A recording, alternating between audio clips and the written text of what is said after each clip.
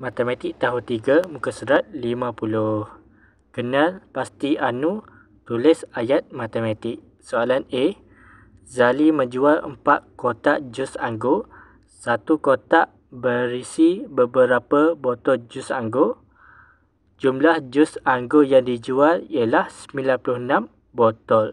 Jadi anu ni adalah bermaksud kita tak tahu berapa jumlahnya. Okey. So dekat sini adalah beberapa botol jus anggur.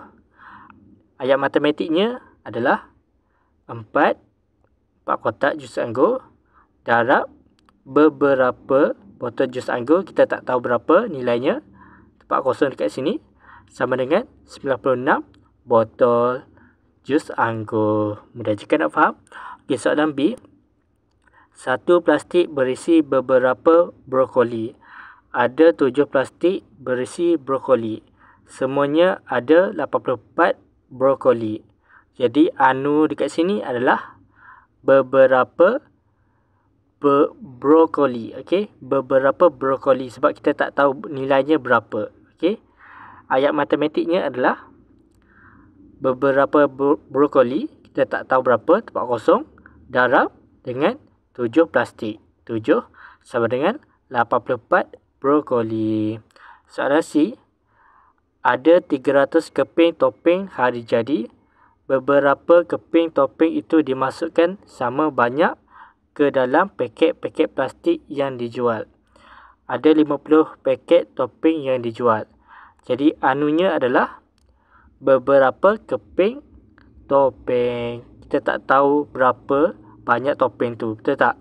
Jadi ayat matematiknya adalah 300 bahagi 300 keping topeng bahagi beberapa keping topeng.